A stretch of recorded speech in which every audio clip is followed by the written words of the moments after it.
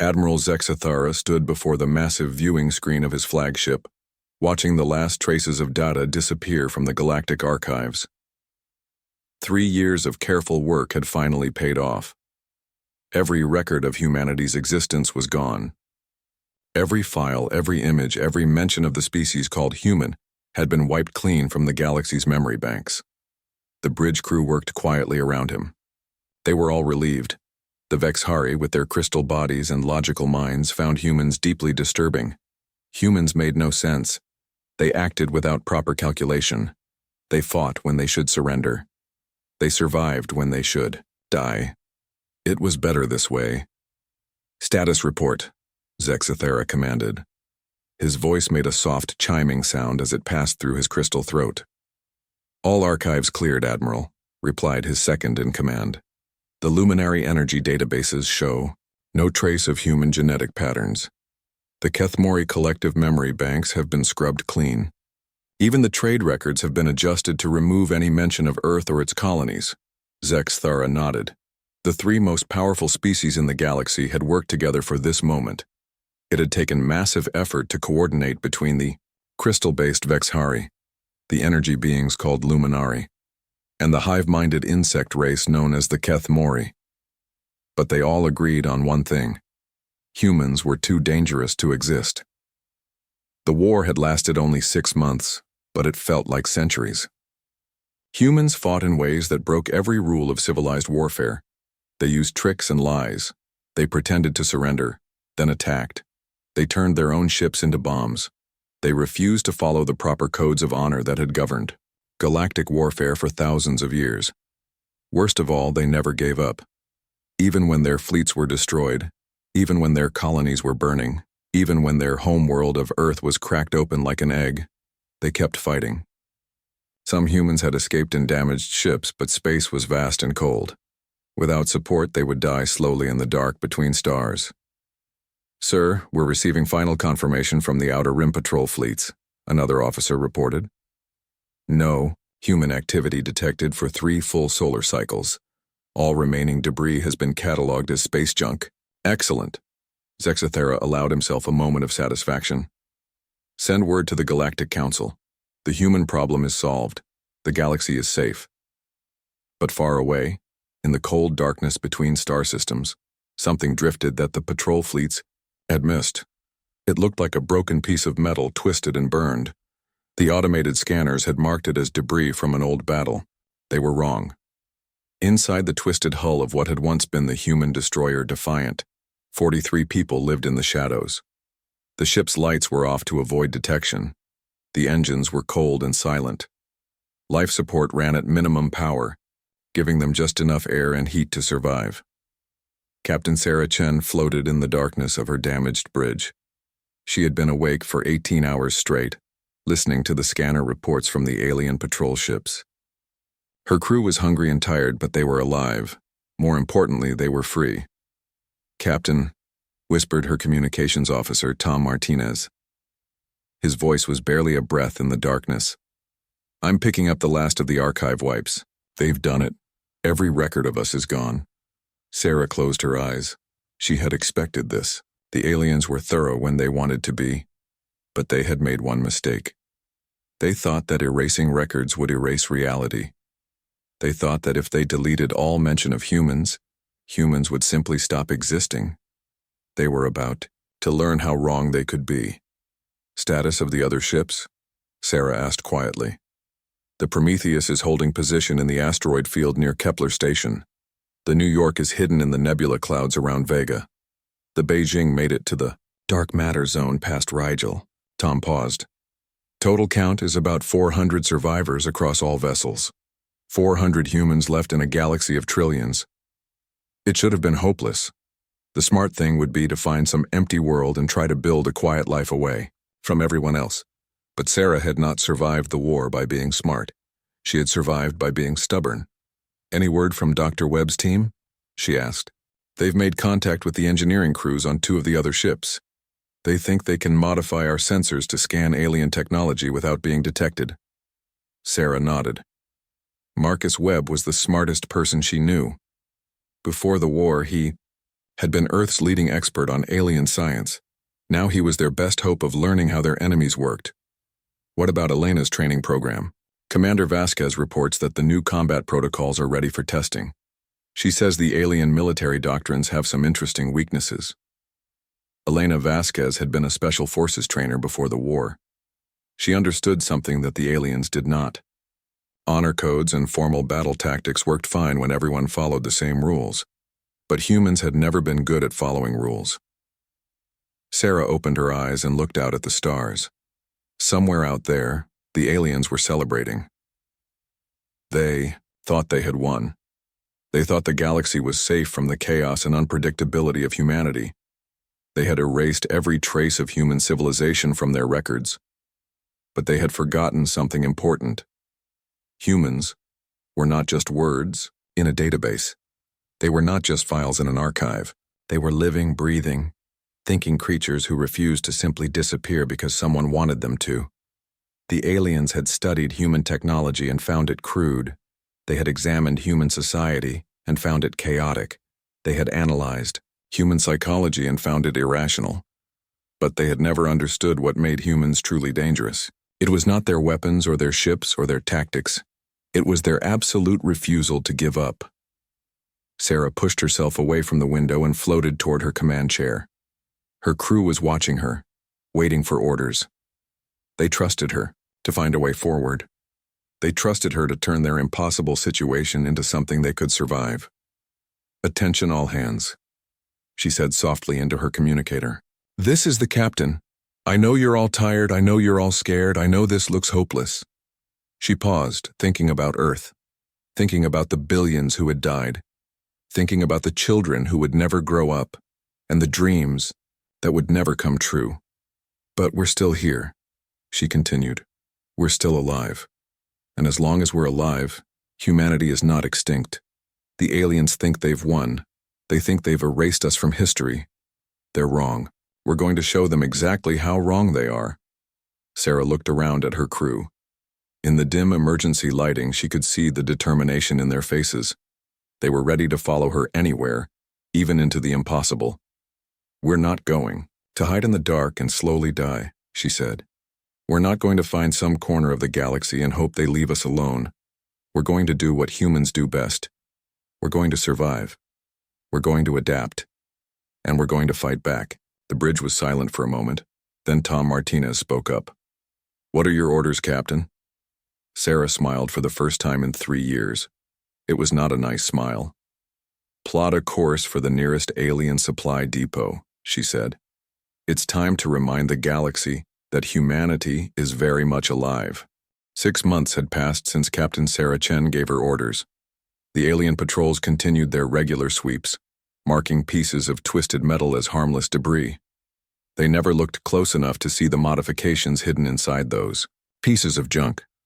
Dr. Marcus Webb floated in what used to be the cargo bay of the Defiant. Now it served as his laboratory, filled with salvaged alien equipment and human ingenuity. Cables and circuits hung everywhere like electronic vines. The air smelled of metal and ozone. "Hand me that Vexhari power coupling," Marcus said to his assistant, Jenny Park. She had been an engineering student when the war started. Now she was one of the best tech specialists humanity had left. Jenny carefully passed him the crystalline device. It hummed with stored energy, beautiful and deadly. The Vexhari built everything to last forever, using crystal technology that humans were only beginning to understand. "Are you sure this will work?" Jenny asked. "Mixing their tech with ours seems dangerous." Marcus smiled as he connected the alien power source to a human-built scanner array. "Everything we do now is dangerous, but that's exactly why it might work. The aliens studied our technology before the war. They know how human machines are supposed to function. They won't recognize something that's half alien, half human." The device powered up with a soft blue glow. Marcus watched the readings carefully. The scanner was designed to analyze alien ship designs and find weaknesses. But it was built with human flexibility and alien precision. The combination was something new. "It's working," Jenny breathed. "The scanner is penetrating their hull, armor like it's not even there." Marcus nodded. The aliens built their ships to resist attacks from other alien weapons. They had never planned for weapons that worked in completely different ways. Human creativity combined with alien technology was giving them capabilities that neither species had alone. Across the ship, Commander Elena Vasquez was training the next generation of human fighters. The ship's old gymnasium had been converted into a combat training center. 20 young people, all survivors of destroyed colonies, learned lessons that no military academy had ever taught. "Remember," Elena said, as she demonstrated a new fighting technique. "Aliens fight with honor codes. They announce their attacks, they give warnings. They follow rules that have existed for thousands of years." She moved in a quick, flowing motion that looked like a dance. But it was deadly efficient, designed to take down opponents who expected formal challenges and proper declarations of intent. "We don't fight with honor codes," Elena continued. "We fight to win. We fight to survive. We use every advantage we can find, even if it's not fair." One of the trainees, a young man named David Kim, raised his hand. "But Commander, doesn't that make us no better than criminals?" Elena stopped moving and looked at him seriously. "David, they tried to wipe out our entire species. Every human man, woman, and child. They erased us from their history books like we never existed. When someone tries to commit genocide against you, honor codes become a luxury you can't afford." She gestured to the other trainees. "Look around this room. We're all that's left of humanity. If we lose, if we die, then humans really will be extinct. Sometimes being heroes means doing things that heroes aren't supposed to do." The training continued.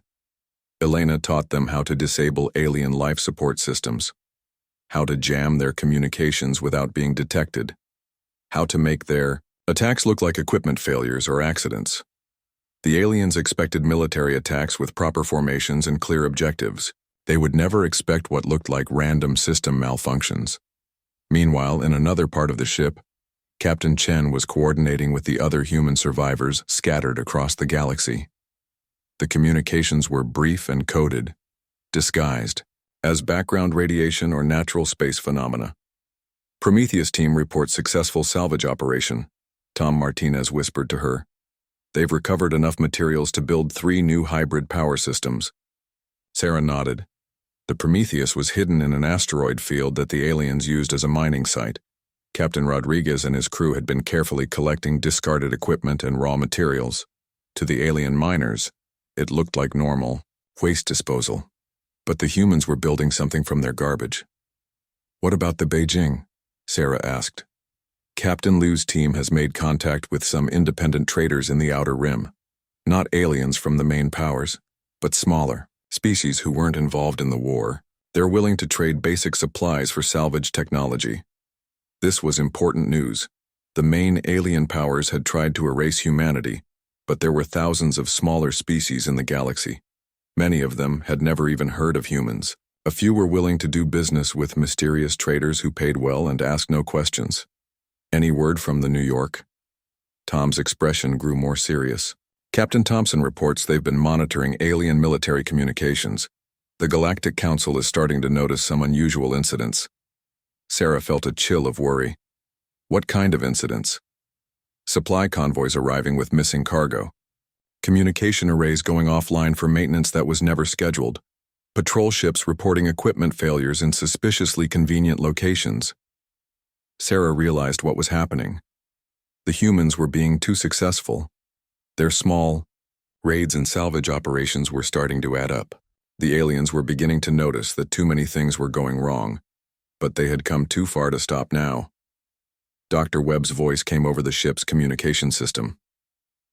"Captain Chen, please report to the lab. I have something you need to see." Sarah made her way through the ship's narrow corridors. The Defiant was running on minimum power, which meant most areas were dark and cold, but the crew had adapted. They moved quietly and efficiently like ghosts in their own ship. When she reached the lab, Marcus was standing next to a device she had never seen before. It looked like a cross between a human computer and an alien crystal matrix. "What am I looking at?" Sarah asked. "The solution to our biggest problem," Marcus replied. "This is a hybrid cloaking system. It uses human stealth technology combined with alien energy dampening fields. Sarah studied the device carefully. Human stealth systems made ships hard to detect with regular sensors. Alien energy dampening made power signatures disappear. Together, they might make a ship completely invisible. Have you tested it? On a small scale, yes. We've been running it for the past week. The alien patrol ships have passed within 1,000 kilometers of us 6 times. They detected nothing. Sarah felt her heart beating faster. If this technology worked on a larger scale, it would change everything. The humans could move freely through alien space without being detected. They could gather intelligence, steal supplies, and plan attacks without anyone knowing they existed. How long before you can install this on the other ships? She asked. Give me another month to refine the design, then maybe 2 months to build and install the systems. Sarah did the math in her head. 3 months. That would give them time to prepare properly, time to coordinate with the other survivors, time to plan something that would shake the galaxy to its core. Do it, she said. But be careful. If the aliens detect this technology, they'll know humans are still active. Marcus nodded. I understand. But Captain, when this is ready, what are you planning to do with it? Sarah looked at the device that might make the impossible possible. A small group of human survivors armed with hybrid technology that shouldn't exist, capable of moving unseen through a galaxy that thought they were extinct. I'm planning to remind the aliens of something they seem to have forgotten, she said. Humans don't stay dead just because you want us to. She turned to leave, then stopped and looked back at Marcus and Jenny. They were working with equipment that could kill them if they made a mistake. They were building weapons from the technology of their enemies. They were risking everything on the chance that human cleverness could overcome impossible odds. They were doing the impossible. And they were just getting started. Admiral Zexithara stared at the incident reports covering his desk. In the past 4 months, supply convoys had been arriving with mysteriously reduced cargo loads. Communication arrays across 3 star systems had experienced random failures. Mining operations had reported equipment breakdowns that made no technical sense. His aide, a younger Vexhari named Kexmora, stood nervously beside his chair. The crystal formations on his body flickered with uncertainty. Sir, the logistics department insists these are just normal operational losses, Kexamora said. Equipment fails. Cargo gets miscounted. These things happen in any large organization.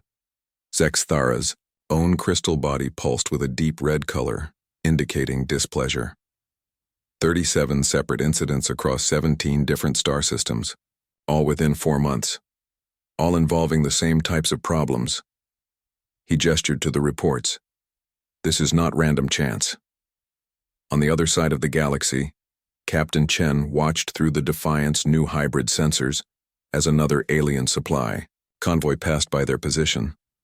The ship was completely invisible now, hidden by Dr. Webb's improved cloaking technology. The alien patrol escort flew within 500 meters of them and detected nothing. Target acquired, whispered Tom Martinez, from the sensor station. 3 cargo haulers, 2 escort fighters, standard luminary trade convoy. Sarah studied the tactical display. The convoy was carrying raw materials to build communication equipment for the Outer Rim colonies. If those supplies disappeared, the aliens would have to delay their expansion, plans by several months. Elena, are your teams ready? Commander Vasquez floated near the weapons console, but her hand wasn't on any trigger. The humans had learned that destroying alien ships created too much attention. Instead, they had developed more subtle approaches. Ghost Team Alpha is in position near their cargo bay, Elena reported. Ghost Team Beta is standing by near their communication array. The Ghost Teams were small groups of humans in modified spacesuits. They used alien technology to mimic the energy signatures of space debris. To alien sensors, they looked like floating pieces of metal left over from old battles. Execute, Sarah ordered. Through the ship's sensors, she watched as her people went to work. They moved like shadows, attaching devices to the alien cargo haulers that would slowly drain power from the ship's systems. The aliens would think they were experiencing normal equipment wear. They would never know that human technology was quietly stealing their energy. At the same time, other teams planted small devices near the communication arrays. The devices would wait for several days, then cause a cascade failure that would look like a manufacturing defect. The convoy would lose contact with their base stations right when they were supposed to report their cargo delivery. Within 20 minutes, the human teams had returned to the Defiant. The alien convoy continued on its route, unaware that they were now carrying the seeds of their own problems. Clean extraction, Elena reported. No detection, no traces left behind. Sarah nodded. This was the 15th convoy they had hit in the past month. Each time they took just enough to hurt the aliens without making it obvious that someone was stealing from them. The aliens were starting to think they had serious quality control problems, but the real damage was psychological. In the Kethmori collective consciousness, Queen Mind Vashti felt the growing unease of her people. The insect race shared their thoughts and emotions through biological radio waves. When Kethmori workers started feeling paranoid and suspicious, the entire hive mind felt it too. The Vexhari accuse us of sabotaging their mining operations, buzzed Commander Drone Hektos. His insect body clicked and twitched with agitation. They claim our workers are stealing their equipment. Impossible, Vashti replied through the hive mind connection. Our people follow proper protocols. We take only what is allocated by the trade agreements. But doubt was starting to spread through the collective consciousness. The Kethmori had always prided themselves on perfect coordination and flawless execution. The idea that their people might be making mistakes was deeply disturbing. The Luminari are also acting strangely, Hektos continued. They refuse to share technical data about their recent equipment failures. They seem to think we are somehow responsible. Vashti felt the confusion of 10 billion Kethmori minds. Something was wrong in the galaxy, but none of them could understand what it was. The logical explanation was that one of their allies was conducting secret operations against the others. But why would they do such a thing? Meanwhile, in the energy fields that served as luminary space, Entity Prime Luxandra felt similar concerns flowing through the electromagnetic spectrum. The luminary existed as pure energy most of the time, only taking physical form when they needed to interact with matter-based species. The pattern of failures suggests systematic sabotage, pulsed sub-entity fluxion. But our analysis of the damaged equipment shows no signs of known technology. The failures appear to be natural, but they occur too frequently to be coincidental. Have we considered the possibility of new technology? Luxandra asked. Perhaps one of our allies has developed new methods of attack. We have considered this, but the Vexhari crystal tech leaves distinct energy signatures. Kethmori biotechnology has recognizable organic markers. These incidents show neither pattern. Luxandra dimmed with uncertainty. The Luminari had spent thousands of years studying every form of technology in the galaxy. They could identify the work of any known species just by examining the energy patterns left behind. But these attacks used nothing they recognized. It was as if someone was using completely alien technology. But they had already eliminated the most alien species of all. Back on the Defiant, Dr. Webb was putting the finishing touches on his latest creation.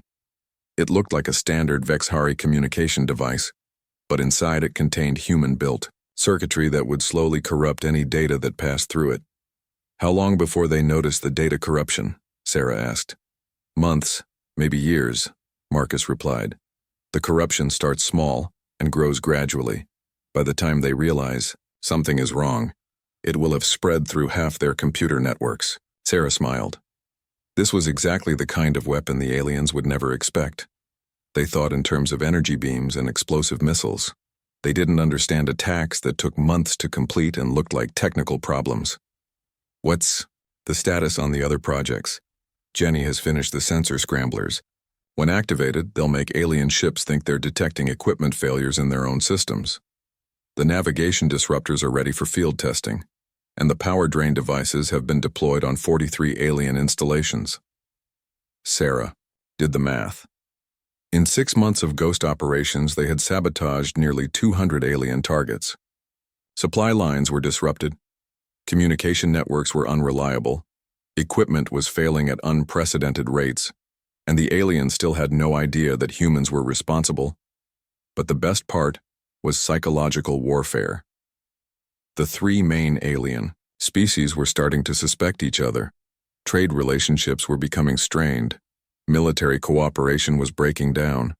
The galaxy's greatest alliance was eating itself from the inside. "Captain," Tom Martinez called from his station, "I'm detecting an increase in alien patrol activity. Looks like they're trying to secure their supply routes." Sarah nodded. This was expected. The aliens were finally starting to take their equipment problems seriously. They were sending more guards, running more inspections, implementing new security protocols. But they were trying to defend against an enemy they couldn't see, using methods designed to stop attacks they didn't understand. It was like trying to catch smoke with a net. "Signal the other ship," Sarah ordered. "It's time to move to Phase 2 of the operation." Elena looked up from her tactical display. "What's Phase 2? Sarah looked out at the stars, where alien patrol ships searched desperately for threats they couldn't find. Soon, those patrols would discover that their equipment failures were just the beginning. "Phase 2 is when we stop being polite," Sarah said. "We've been careful not to kill anyone. We've been avoiding direct confrontation. But the aliens are getting suspicious. They're starting to work together to solve their problems." She turned to address the entire bridge crew. "We can't let them figure out what's really happening, so we're going to give them something else to worry about. Something big enough to grab their attention and scary enough to make them panic." "What did you have in mind?" Elena asked. Sarah's smile was not pleasant. "How would you like to steal an alien warship?" The captured human struggled against his restraints, but the energy bonds held him firmly in place. Lieutenant David Kim had been caught during a sabotage mission on a Vexhari mining station. His bad luck had become humanity's worst nightmare. Admiral Zexathera stood in the interrogation chamber, his crystal body pulsing with different colors as he processed what he was seeing. For 3 years, he had been certain that humanity was extinct. For 3 years, he had believed the galaxy was safe. He had been wrong. "This is impossible," whispered his aide, Kexamora. "All humans were eliminated. We have records of every colony destroyed, every ship hunted down." "Clearly our records were incomplete," Zexathara replied. His voice carried a harsh chiming sound that indicated extreme displeasure. "This creature is definitely human. The genetic scans confirm it." David Kim looked up at his captors with defiant eyes. His special operations training had prepared him for capture and interrogation, but it had not prepared him for the shock he saw on the alien faces. They had genuinely believed humans were extinct. "You seem surprised to see me," David said calmly. "Did you really think you killed all of us?" Zexthara leaned closer to the human prisoner. "How many of you survived? Where are your ships? What are your intentions?" David smiled but said nothing. He had been trained to resist interrogation. More importantly, he knew that his capture would trigger emergency protocols. By now, every human ship in the galaxy would be moving to new, hiding places. "This explains everything," Zexathara said, turning to his aide. "The equipment failures, the missing supplies, the communication breakdowns. It was all human sabotage." Kexmora's crystal formations flickered with fear. "But sir, that would mean they've been operating against us for months, maybe years. How did we not detect them?" "Because we declared them extinct," Zexathera replied bitterly. "We stopped looking for them. Our patrol ships ignored anything that looked like battle debris. Our analysts dismissed unexplained incidents as equipment problems. The Admiral activated his communication system and sent an emergency signal to the Galactic Council. Within hours, representatives from all 3 major species had assembled in the council chamber.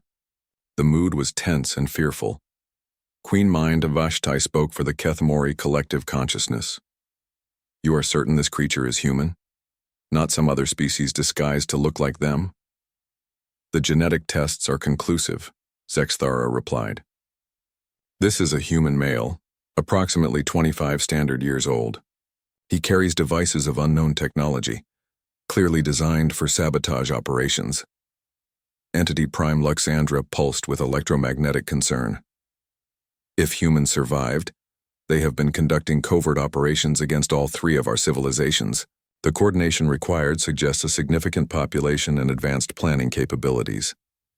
The council chamber fell silent as the implications sank in. For 3 years, the galaxy's most powerful alliance had been systematically undermined by a species they thought was dead. Every equipment failure, every missing cargo shipment, every communication breakdown had been an attack. We need to know how many survived and where they are hiding. Vashitai buzzed through the hive mind connection. This could be a small group of refugees, or it could be a significant military force. The pattern of incidents suggests widespread operations, Luxandra observed. No small group could coordinate attacks across so many star systems simultaneously. Zexathera accessed his tactical database and displayed a galactic map. Red markers appeared at locations where unexplained incidents had occurred. The pattern was chilling. The attacks covered thousands of light years and affected dozens of major installations. This is not the work of refugees, he said grimly. This is a coordinated military campaign. The humans have been fighting a shadow war against us, and we didn't even realize we were under attack. Far away in the hidden depths of a dark nebula, Captain Chen received the emergency signal from Lieutenant Kim's backup transponder. The signal meant he had been captured and compromised. Protocol demanded that all human operations cease immediately, and all ships relocate to emergency positions, but Sarah Chen was not interested in protocol. How long before they make him talk? She asked Commander Vasquez. David is tough, Elena replied. He'll hold out as long as he can, but the Vexhari have advanced interrogation techniques. If they're patient, they'll eventually break him. Then, we don't give them time to be patient, Sarah said. She activated the ship's communication system and sent coded signals to every human ship in the galaxy. This is Captain Chen to all units. Operation Ghost War is compromised. We are moving immediately to Operation Revelation. Tom Martinez looked up from his console with worry. Captain, we're not ready for full-scale operations. We still need at least 2 months to complete the preparations. We don't have 2 months, Sarah replied. The aliens know we exist now. They'll be looking for us with everything they have. Our only chance is to hit them before they can organize a proper search. She pulled up the tactical display showing alien fleet positions across the galaxy. The 3 main species had powerful militaries, but they were spread thin across thousands of star systems, and they were still thinking in terms of traditional warfare. Elena, what's the status of your strike teams? We have 47 trained operatives across 6 ships, Elena reported. Not enough for a major offensive, but enough for targeted strikes on high-value objectives. Marcus, are the hybrid weapons ready? Dr. Webb's voice came over the communication system from his laboratory. The new warheads are functional but untested under combat conditions. The stealth systems are working perfectly. The command and control networks are operational. Sarah studied the displays showing the locations of alien command centers, communication hubs, and military bases. The aliens had been building their defenses against other alien attacks. They had no idea what human ingenuity could do when combined with alien technology. Signal all ships, she ordered. Prepare for simultaneous strikes on the primary targets. We're going to remind the galaxy that humans don't just survive. We fight back. But even as she gave the orders, Sarah knew they were taking an enormous risk. The humans had succeeded so far because they remained hidden. Now they were about to reveal themselves to the entire galaxy. Once the aliens knew humans were still active, the real war would begin. On the bridge of his flagship, Admiral Zexathara was coordinating the largest manhunt in galactic history. Every patrol ship, every sensor station, every intelligence asset was being directed toward finding the human survivors. Deploy deep space scanners in all sectors where incidents occurred, he commanded. Increase patrol frequency by 300%. Institute random inspections of all civilian traffic. Sir, reported his communications officer, we're receiving similar orders from Kethmori and Luminari command structures. All 3 species are mobilizing for a coordinated search. Zexathara nodded with satisfaction. This time, there would be no mistakes. They would find every human ship and eliminate them properly. The galaxy would be truly safe. But in the depths of space, human ships were already moving toward their targets. They carried weapons that combined the best of both species' technologies. They were crewed by people who had nothing left to lose and everything to fight for. Most importantly, they were no longer trying to hide. The Ghost War was over. The real war was about to begin. Captain Chen stood on the bridge of the Defiant, watching as her ship approached the heavily defended Vexhari command station. The alien base was protected by energy shields, automated weapons, and a full squadron of patrol ships. Under normal circumstances, attacking such a target would be suicide. But circumstances had not been normal for a very long time. All ships. Report ready, Captain, Tom Martinez announced. Strike teams are in position. Hybrid weapons are armed and targeted. Sarah took a deep breath. In a few minutes, the galaxy would know that humanity had returned. There would be no more hiding, no more pretending to be debris in space. The aliens would hunt them with everything they had, but they would also discover something that their databases had never recorded, something that no amount of preparation could defend against. They would discover what happened when humans stopped playing by the rules entirely.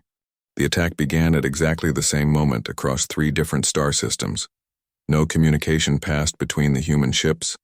No coordination signals were sent. They simply struck at the predetermined time with precision that should have been impossible for such a small force. Captain Chen watched through the Defiant sensors as the Vexhari command station's shields flickered and died. The alien base had been designed to withstand massive energy attacks from known weapons. It had not been designed to handle devices that drained power while simultaneously disrupting the shield generator's crystal matrix. Direct hit on the command center, reported Elena Vasquez. Their communication arrays are down. Secondary explosions in the power core. But Sarah was not interested in destroying the station. That would have been easy. Instead, her teams were doing something much more difficult and infinitely more frightening to their enemies. Ghost teams. Report status. Alpha team has secured the command center. No casualties. Alien crew is restrained but unharmed. Beta. Team has control of the communication hub, broadcasting on all frequencies. Gamma team has accessed the main computer, downloading complete tactical database. Sarah smiled with satisfaction. The humans were not conquerors. They were thieves. They had stolen the most heavily defended military installation in Vexhari space without firing a single shot that could kill anyone. Across the galaxy, similar scenes were playing out. The Keth Mori military headquarters found their bio-neural networks infected with human-designed viruses that made their hive mind communications completely unreliable. The Luminari Energy Coordination Center discovered that their power distribution systems had been compromised, leaving half their fleet unable to maintain formation.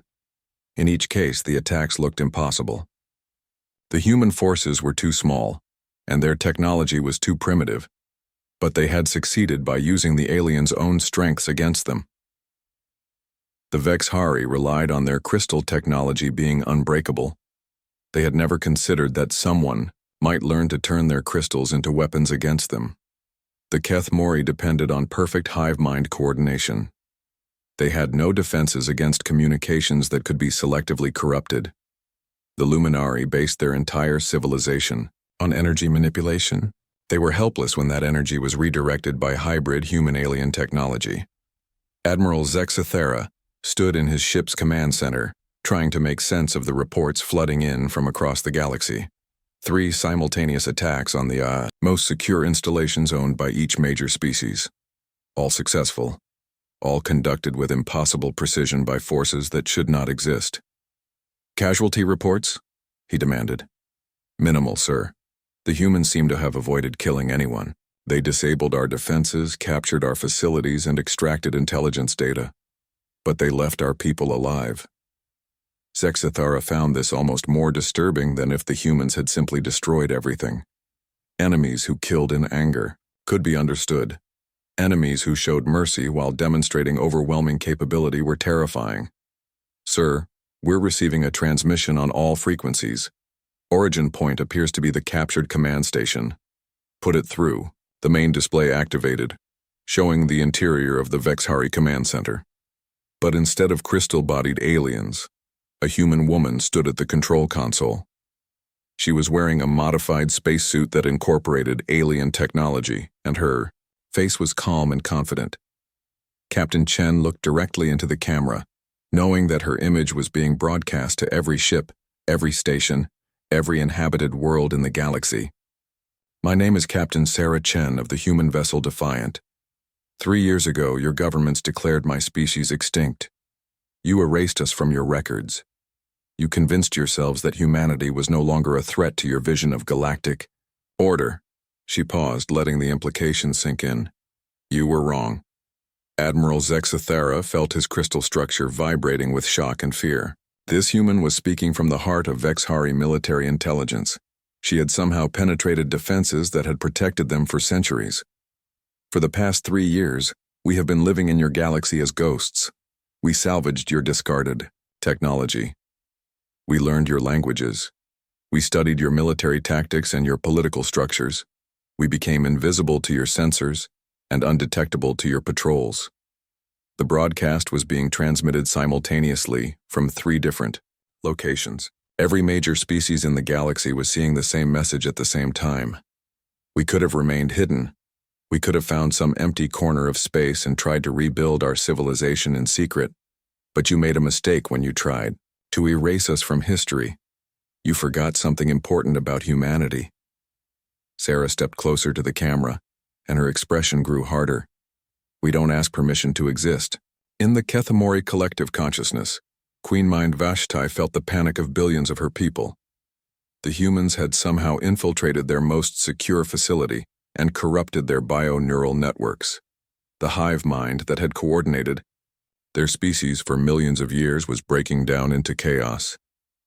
In luminary space, Entity Prime Luxandra watched in horror as human teams moved through their energy coordination center with impossible ease. The pure energy beings had always considered themselves superior to matter-based life forms. But these humans were manipulating energy in ways that seemed almost magical. You studied our technology and found it primitive, Sarah continued. You analyzed our society and found it chaotic. You examined our psychology and concluded that we were too irrational to be a real threat. But you never understood what made us dangerous. She gestured to something off-camera, and the display split to show similar scenes from the other 2 captured installations. Human teams working with calm efficiency, alien defenders restrained but unharmed, technology that should not exist functioning perfectly. You fight with honor codes and established protocols. You follow rules that have governed warfare for thousands of years. You build defenses based on known threats and predictable attack patterns. Sarah's smile was not pleasant. We don't follow your rules. We don't fight the way you expect. We don't use the weapons you're prepared for. We are chaos and creativity, and stubborn refusal to accept the impossible. Admiral Zexathara realized with growing horror that the human captain was right. Everything they had built, everything they had planned, was based on fighting enemies who thought like they did. But humans thought differently. They broke rules that aliens didn't even realize existed. Today we have demonstrated that your most secure installations cannot stop us. Your most advanced defenses cannot detect us. Your most powerful militaries cannot predict us. We have taken your command centers, your communication hubs, and your tactical databases. We could have destroyed them. We could have killed thousands of your people. Sarah paused, letting the threat hang in the air. But we didn't. Do you know why? She leaned forward, speaking directly to every alien leader watching the broadcast. Because we want you to understand something. We are not here for conquest. We are not here for revenge. We are here for recognition. You tried to erase humanity from existence. You declared us extinct. You deleted us from your history books. Her voice grew stronger, filled with the determination that had kept humans alive in the darkness between stars. But we are still here. We have always been here. We will always be here. You cannot delete us from reality just because you find us inconvenient. The broadcast began to cut out as human teams prepared to evacuate the captured installations, but Sarah's final words came through clearly. Humanity demands a seat at the galactic table. We demand recognition as a sovereign species with the right to exist. You can grant this willingly, or you can try to hunt us down again. But remember what happened the last time you thought you had eliminated us." The transmission ended, leaving the galaxy in stunned silence. Admiral Zexithara stared at the blank screen, trying to process what he had witnessed. A species that should be extinct had just demonstrated capabilities that seemed impossible. They had turned the galaxy's greatest alliance into a laughingstock without firing a single deadly shot. "Sir, what are your orders?" asked Kexmora. Zexithara considered his options. He could try to hunt down the humans again. He could attempt to destroy them before they became an even greater threat. But the demonstration had made one thing clear. Humanity was no longer hiding. They were no longer weak refugees struggling to survive in the darkness. They were a force that could strike anywhere, anytime, in ways that defied all military doctrine. "Send a message to the Galactic Council," he said quietly. "Tell them we need to discuss terms." In the depths of space, Captain Chen watched as the Defiant moved away from the Vexhari command station. The mission had been a complete success. The aliens now knew that humanity existed, that they were capable of impossible things, and that they could not be ignored. But more importantly, they knew that humans were willing to negotiate rather than simply destroy. The captured installations would be returned undamaged. The stolen data would be used for defense rather than aggression. The message was clear. We are strong enough to hurt you, but civilized enough to choose not to. "Captain," Tom Martinez reported, "we're receiving communication requests from 17 different alien governments. The Galactic,